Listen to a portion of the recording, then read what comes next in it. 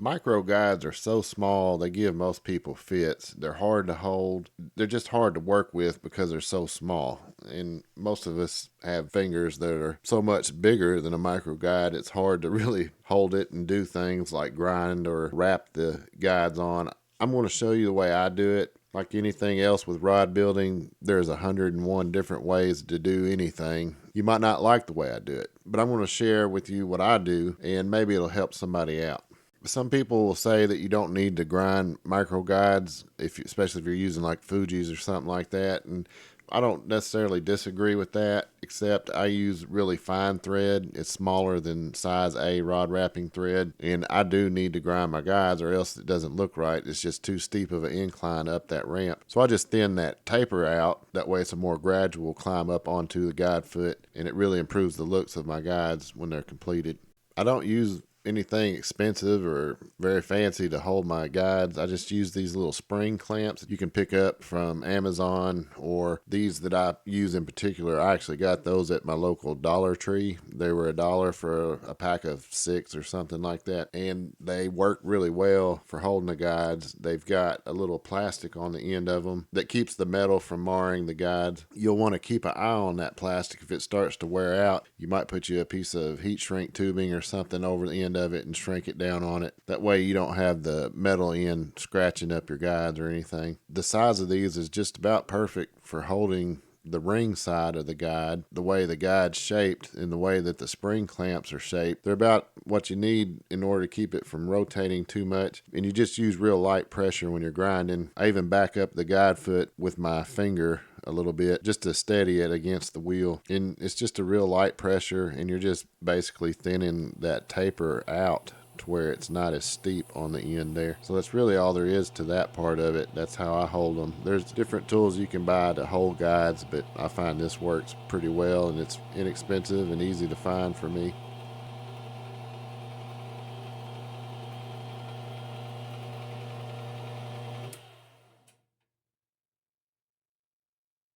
Then I just hit the end of that where it's shiny now. I hit that with a black marker to make it look dark again like the rest of the guide. If you've watched my channel for any length of time, you might have seen a video I did about how to wrap guides with no glue or tape or clamping or anything like that. And it's actually the most viewed video on my channel, and it's not a very good video. My recording equipment and setup and stuff was not very good back then. It's still not great, but it's better. But the video quality was horrible, and I had to use a bigger guide in order to do the video. I actually use this technique on micro guides and smaller guides mostly. I'll put a link to that video up here in the top right hand corner in case you want to check it out. My wraps on my videos hardly ever look perfect. With the way I set up my camera, I use my cell phone to record, and the way I set it up, a ring light is in between me and what I'm working on. I have to actually wrap watching through the screen on the camera or on the cell phone. Bear that in mind. You can do a lot better job if you're not trying to look through a cell phone screen. If you have your actual eyes on it,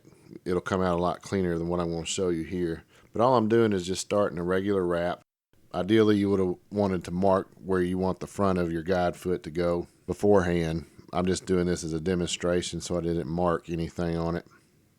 If you'll look at a guide foot, they've got some arrow shapes to them. On the micro guides, there's usually more than one. So I'm going to make this beginning wrap here about as many turns as the length of that arrow. Then I'm just going to set my guide foot right on top of that and start wrapping over it. Wrap about the length of that arrow and then pull back like I'm showing in this video here. It's a real easy technique, and it gives you some flexibility on moving your guide around a little bit right there in the beginning. I'm using some pretty good tension on this in order to keep the guide from moving around as I'm wrapping over the end of it. And I just put about 3 turns on there, and then I start easing it back, and I put a few more turns, and I pull it back some more until it's completely covered on the front end. And then I just carry my wrap on up until I get to where the guide starts to move up into the ring area, and I just straighten as I go. Again, I'm looking at this wrap through a cell phone screen as I'm doing it. You'll be able to do a lot better job with your eyes directly on the wrap itself instead of watching it through a screen, and it'll go a lot more smoothly than I'm making this look.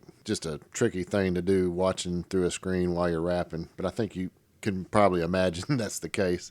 I'm just going to skip ahead here a little bit.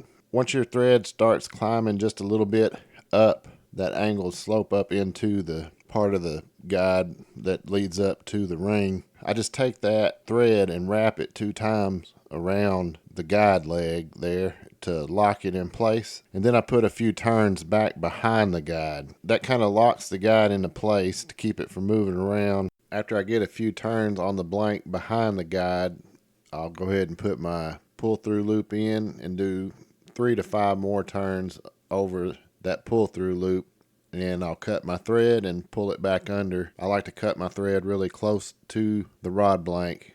That way I can pull the whole thing completely under and I don't have to come back and worry about that tag end sticking out. That's just my personal preference on how to do that. And by the time you put epoxy on that, that completely encapsulates that tunnel area of the guide and extends on past it some onto the thread that goes onto the rod blank back behind that guide. It really strengthens these micro guides up. They're so small, they need that little bit of extra reinforcement, in my opinion, there to help hold it in place to keep it from moving around. You don't have to do that if that's not how you want to do them. You'll probably see people debate one way or the other. It doesn't really matter as long as you get the end result that you're looking for. That's all that matters. This is how I do it. If you choose to do it a different way, that's fine too. At that point, I just go back and straighten my ends up a little bit and burnish everything out, and it's good to go. I hope you enjoyed the video. Maybe it helped you out some. Maybe it gave you some ideas of some things you might want to try. That's all I've got for today. I'll talk to y'all later.